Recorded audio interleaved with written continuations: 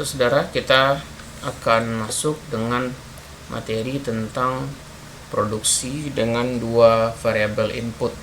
Pada sesi sebelumnya kita bicarakan teori produksi dengan hanya satu variabel input. Waktu itu kita mencontohkan variabel input itu adalah labor atau tenaga kerja. Nah, saat ini kita bicarakan bagaimana teori produksi bila kita menggunakan dua variabel input. Pada kasus ini, misalnya untuk memproduksi suatu barang dan jasa, sebuah perusahaan menggunakan dua variabel. Variabel pertama itu variabel tenaga kerja, yang kedua variabel modal. Gabungan dua variabel ini akan menghasilkan output, yakni barang atau jasa yang diproduksi. Nah, di sini kita akan bahas beberapa hal, beberapa istilah terkait dengan teori produksi di mana kita menggunakan dua input. Ada yang pertama kita sebut dengan garis isokuan. Garis isokuan itu adalah garis yang menghubungkan titik-titik di mana pada setiap titik itu terdapat kesamaan jumlah output meskipun terdapat perbedaan jumlah input. Kasusnya begini ya, contohnya ya. Ini adalah garis isokuan, di kesamaan kuantitas output sebanyak 12 unit. Jadi ada 12 unit input. Artinya, bila kita memproduksi di sepanjang garis ini, maka output yang kita hasilkan adalah 12 unit. Contoh di sini ya, kita perhatikan. Sumbu tegak ini menggambarkan kapital, ya, modal.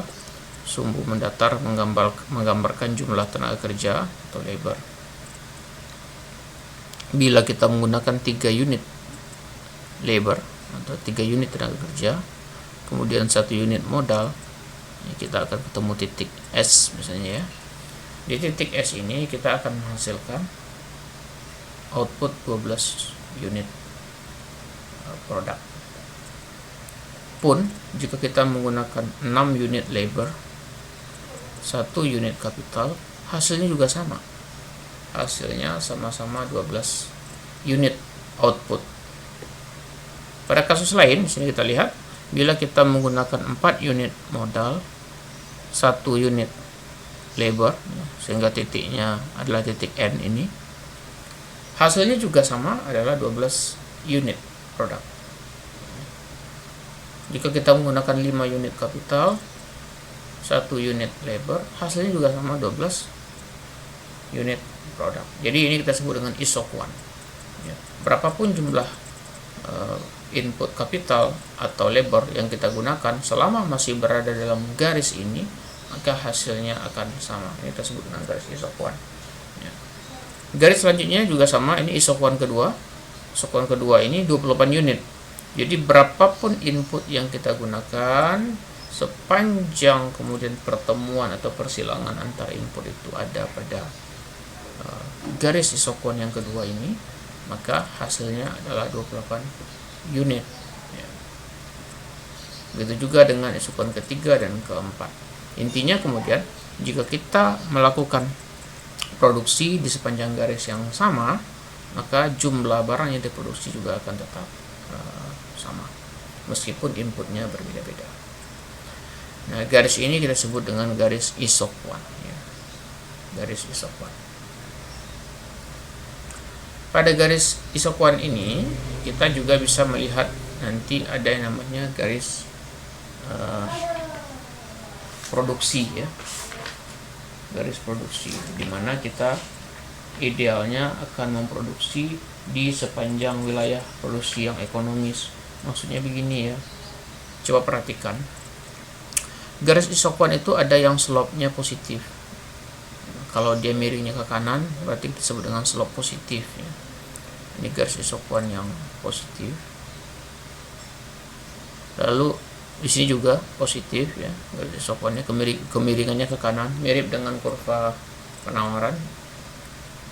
Ini isokuan yang kemiringannya positif. Tapi sebaliknya, kita juga punya garis isokuan yang kemiringannya negatif.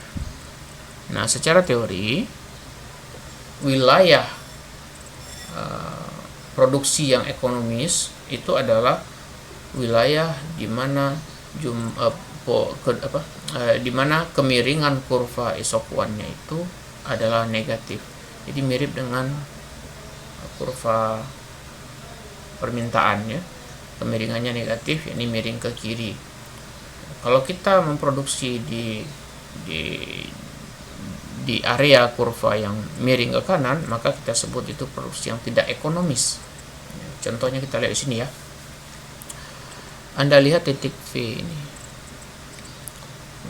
Di titik V itu lebih kurang kita menggunakan sumber daya sebanyak, lebarnya berapa ini ya, 4,5 ya, 4,5 lebar, kemudian 2, katakanlah 2,9 ya, 2,9 capital. Di sini kita menghasilkan outputnya berapa ya, outputnya 36 karena ia berada di isokuan 36. Lalu bagaimana jika kita memproduksi di sini di garis, di slope yang positif?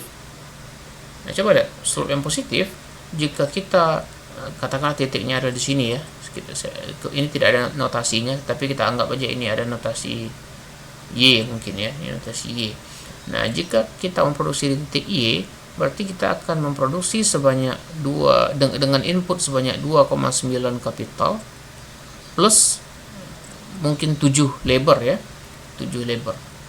Jadi kapitalnya tetap, lebarnya lebih banyak. Akan tetapi outputnya berapa? Outputnya hanya 28. Tentu tidak ekonomis ya. Bila kita memproduksi dengan input yang lebih banyak, lebar lebih banyak, tapi ternyata output yang kita hasilkan itu lebih sedikit ketimbang titik V. Ya, di V kita menghasilkan output 36. Di sini kita hanya masukkan output 28.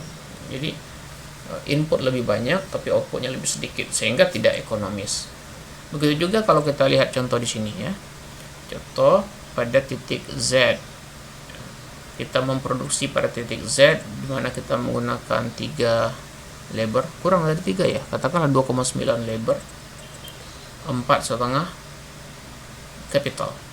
Hasilnya adalah Z ya. Titik Z di mana jumlah outputnya adalah 36.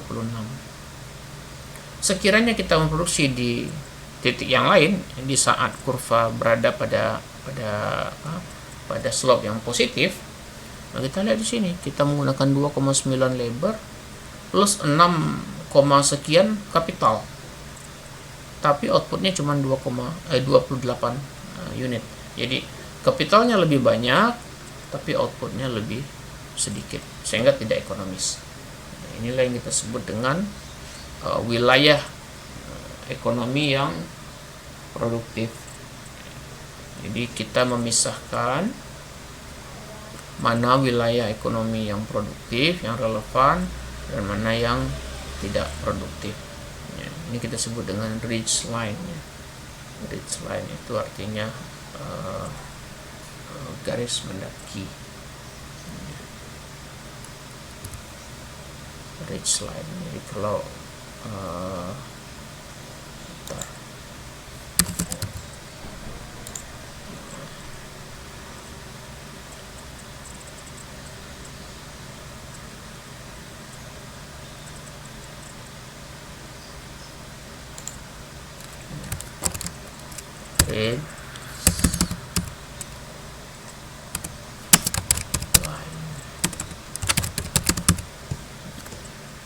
garis mendaki ya.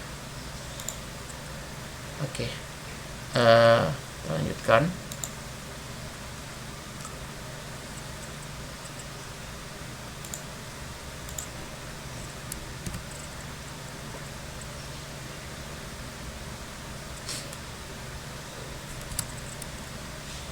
Nah, pertanyaan selanjutnya adalah tentang tingkat marginal dari produksi yang kita inginkan. Di sana dikatakan ada marginal rate of technical substitution. Di sini maksudnya adalah berapa kita ingin mengetahui berapa tingkat kemiringan dari kurva isokuan, yang itu kemudian dinyatakan dalam MRTS itu ya. Jadi begini, pada MRTS itu kita ingin melihat seberapa pengaruh substitusi dari satu input kepada input lainnya.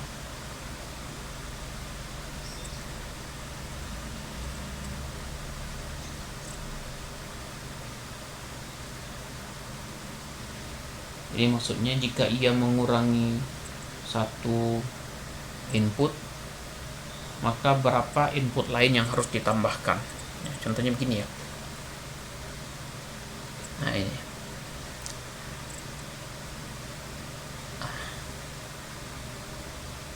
ini tingkat perubahan marginalnya pada isokuan 12Q. Coba kita lihat, bila kita mengurangi kapital sebanyak 2,5, ini kan di N ya, N itu berarti kita menggunakan kapital 4, kemudian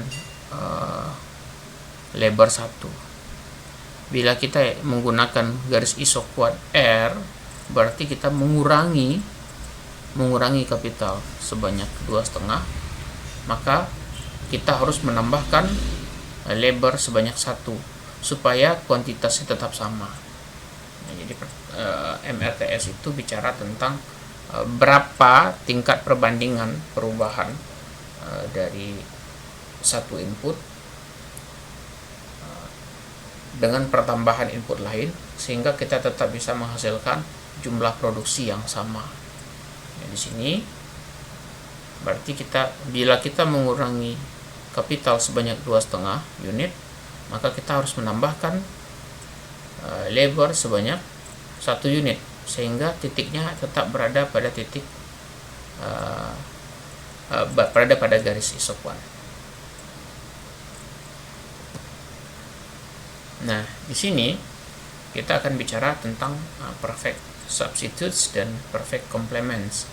Maksudnya adalah pada perfect substitutes, maksudnya perubahan satu unit input itu berlangsung secara konsisten. Pengaruh perubahan satu unit input terhadap pertambahan input yang lain ya, itu berlangsung secara konsisten sepanjang garis. Jadi ini contohnya yang sangat ekstrim.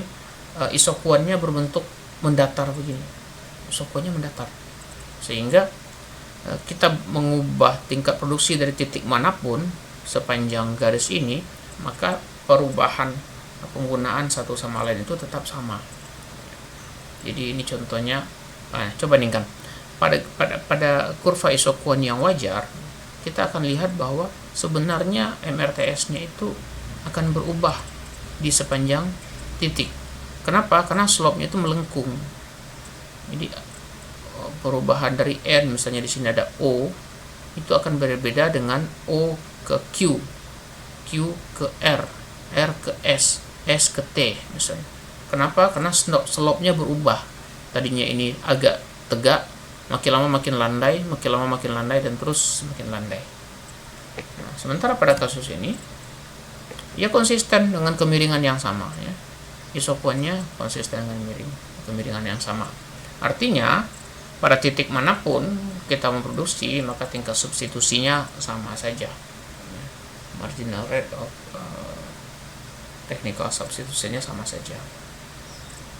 Nah, di kasus lain ada perfect complements ya. Pada perfect complements maksudnya adalah kita tidak bisa mengubah satu substitusi dengan satu input dengan input lain, karena ia sudah punya perbandingan yang sempurna.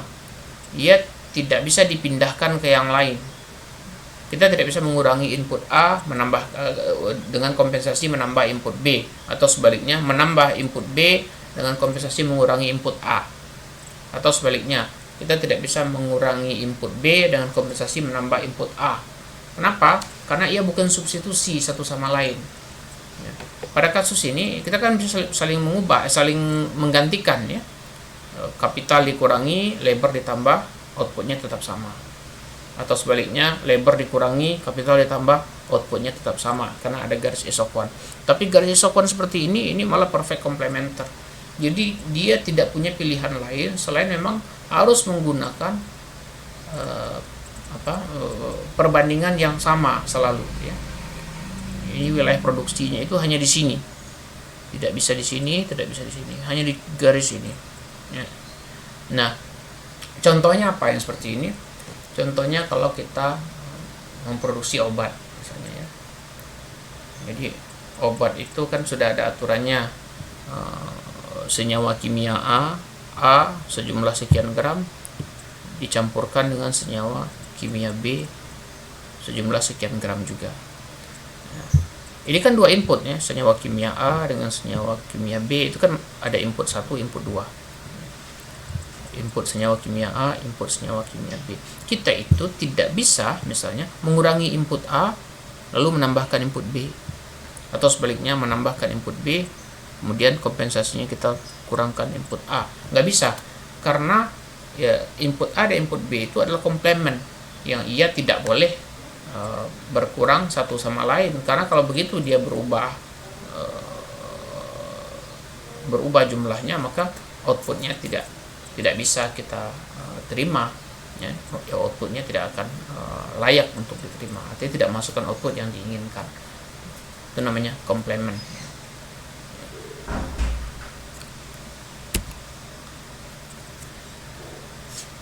Lalu berapa kombinasi optimal input yang seharusnya digunakan? Pertanyaannya sebenarnya kembali ke sini. Coba Anda lihat. Kalau kita berada pada katakanlah di 28Q ya, pada isoquant 28Q, artinya kita jangan 28Q, yang 12Q lah ya. Misalnya kita ada pada isoquant yang 12Q, kalau kita memproduksi di titik T, titik S, titik R, titik N, titik M, itu kan outputnya sama ya. Sama saja outputnya, tidak berubah. Nah, problemnya di titik mana kita harus memproduksi? Apakah di M, apakah di N, apakah di R, apakah di S, apakah di T? Atau hasilnya sama, tapi yang mana yang sebaiknya kita gunakan? Titik mana seharusnya kita gunakan? Apakah kombinasi satu labor dengan 5 tenaga kerja, atau satu labor dengan 4 tenaga kerja, atau dua labor dengan satu kapital, ini kapital bukan tenaga kerja ya, atau 3 labor dengan satu kapital, atau yang mana? Ini kan nggak ada aturan, nggak ada apa yang membatasi kita, tidak ada limit yang menjadi penentu dari itu semua.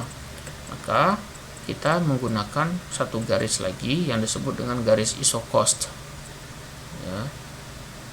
Isocost itu menggambarkan kombinasi dari dua input, di mana kalau produsen membeli atau mengadakan input itu, jumlah biaya yang dihasilkan sama. Maksudnya begini ya, ini contoh ya. Contoh, Anda lihat di kapital ini. Jika kita menggunakan 10 tenaga kerja tanpa menggunakan kapital sama sekali, ini biayanya. Atau sebaliknya, jika kita menggunakan 10 kapital tanpa menggunakan tenaga kerja, maka biayanya sama. Jadi sepanjang garis ini total biayanya tetap sama. Apakah kita menggunakan 6 labor dengan 4 kapital, atau kita menggunakan 8 kapital 2 labor, biayanya sama. Itu disebut dengan isocost ya, garis kesamaan biaya. Nah, kombinasi input yang akan kita gunakan itu adalah apabila kita menghasilkan satu titik di mana garis isocost dengan garis isoquant itu berpotongan.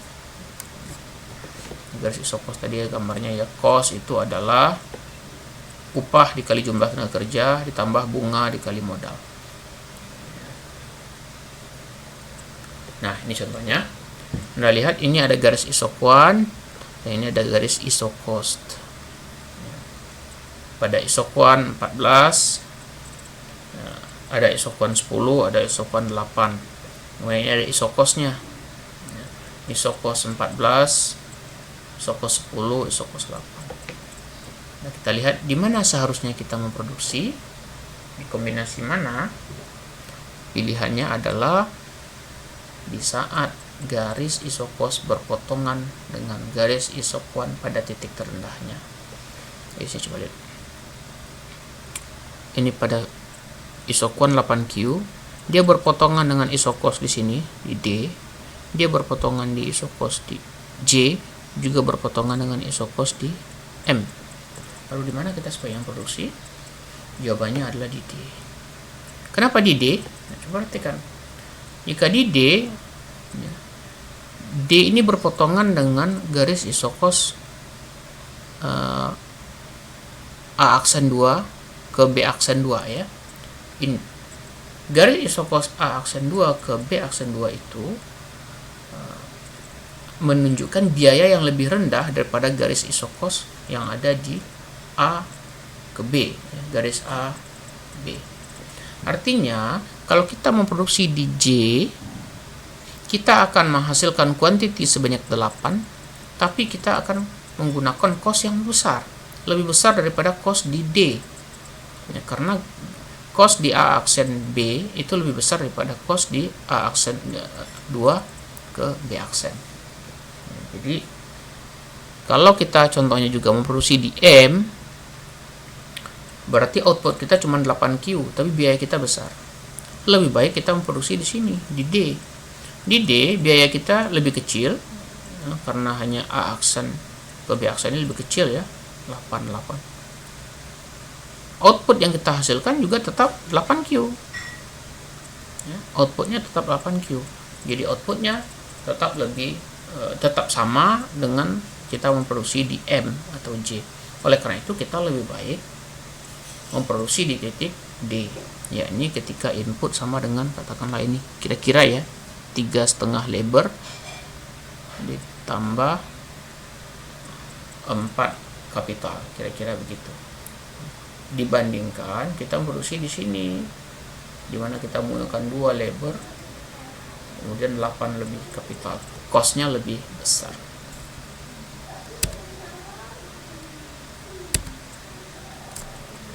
Nah, return to scale itu kita bicara tingkat pengaruh perubahan input terhadap perubahan jumlah output. Ada beberapa jenis skala hasil.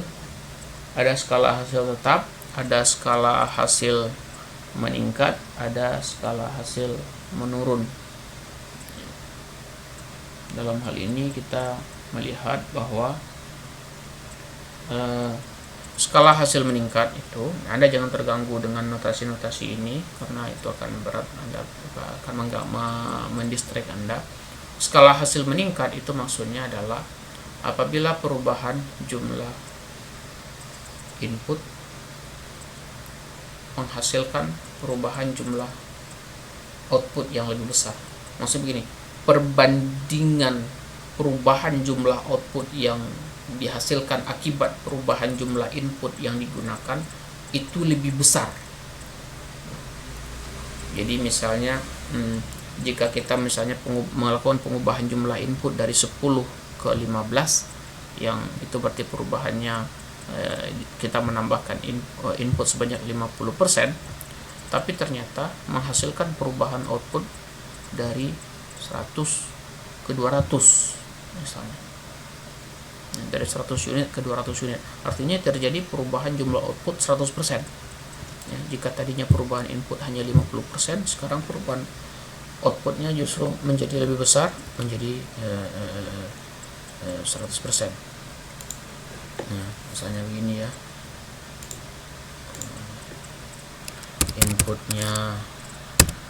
input pertama itu 10 unit, input kedua itu 15 unit. Nah, sementara output yang dihasilkannya, output jika input sama dengan 10 itu adalah 100 unit, sedangkan output bila inputnya 15 itu adalah 200 unit. Coba Anda perhatikan penambahan inputnya di sini 15 per 10, 15 kurang 10 per 10. Jadi ini penambahan inputnya 50%, menghasilkan penambahan output 100%. 100 ditambah 100, ya 2 kali lipat.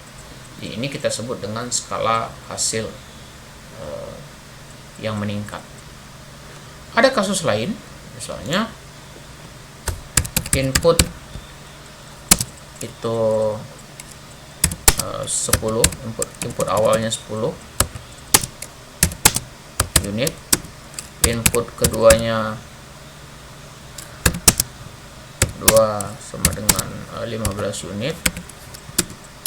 Output 1 itu maksudnya output pada saat inputnya 10. Output 1 itu sama dengan 100. Output 2 sama dengan 150. Nah, ini kita sebut dengan skala hasil tetap, ya. Kenapa? Karena perbandingan pertambahan output akibat perubahan jumlah input, ya. Maksudnya perbandingan pertambahan output akibat pertambahan input itu sama-sama berapa ini? 50%, ya. Pertambahan input 15 kurang 10 per 10, jadi 5 per 10, 50%, itu masukkan pertambahan output yang juga 50%. Ini kita sebut dengan skala hasil tetap. Tapi ada juga kasus lain di mana ada skala hasil menurun. Anda bisa tebak, ya, misalnya begini, input pertama itu sama dengan 10, input kedua sama dengan 15, output pertama sama dengan 100, output kedua sama dengan 125. Ini contoh. Ada pertambahan input sebanyak 50%, ya. 5 per 10, 50%, 5 per 10 kali 100. Tapi pertambahan output yang terjadi hanya 25%, 25 per 100. Justru artinya pertambahan yang dihasilkannya itu lebih kecil, pertambahan output yang dihasilkan itu lebih kecil daripada pertambahan input yang digunakan. Proporsinya lebih kecil. Oleh karena itu ini kita sebut dengan skala hasil yang menurun. Skala hasil yang menurun. Oke. Kita lanjutkan. Nah, ini contoh, ya. Return to scale, ini ada yang konstan, ya, tetap, ada yang increasing, meningkat, ada yang decreasing, menurun. Kita lihat. Jadi penambahan tenaga kerja, kalau ini contohnya dari 3 ke 6 labor, itu menghasilkan penambahan 100 ke 200. Jadi labor meningkat 2 kali lipat, kapital meningkat 2 kali lipat, hasil juga meningkat 2 kali lipat. Ini namanya constant return to scale. Ini increasing, kalau increasing itu seperti ini, labor meningkat 2 kali lipat, 3 ke 6, kapital juga meningkat 2 kali lipat, 3 ke 6, output meningkatnya 3 kali lipat, ya. Jadi jika peningkatan output itu 3 kali lipat, sementara peningkatan input cuma 2 kali lipat, itu artinya increasing, ya, terjadi peningkatan. Atau sebaliknya, decreasing, return to scale. Nah, return to scale-nya itu menurun, ya. Di sini kita lihat labornya meningkat 2 kali lipat, kapitalnya meningkat 2 kali lipat, tapi hasilnya tidak meningkat 2 kali lipat, ya, hanya meningkat 50%, ya, setengah, ya, jadi 100 ke 150.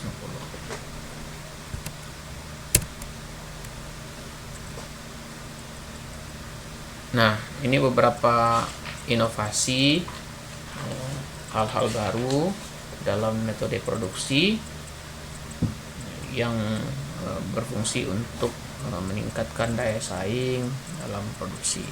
namanya product innovation. Product innovation itu artinya kita membuat inovasi-inovasi baru dalam produk. Kemudian maksudnya ada pengenalan hal-hal baru, produknya diperbaharui, misalnya itu namanya inovasi ya. Kalau misalnya dalam handphone itu ada seri 1, 2, 3 makin meningkat ya. Kalau di iPhone itu ada iPhone 1, 2, 3 terus meningkat, namanya inovasi. Ada juga namanya proses innovation, inovasi produk yang baru. Maksud inovasi proses yang baru maksudnya adalah kita membuat satu model produksi yang baru yang memungkinkan terjadi peningkatan hasil.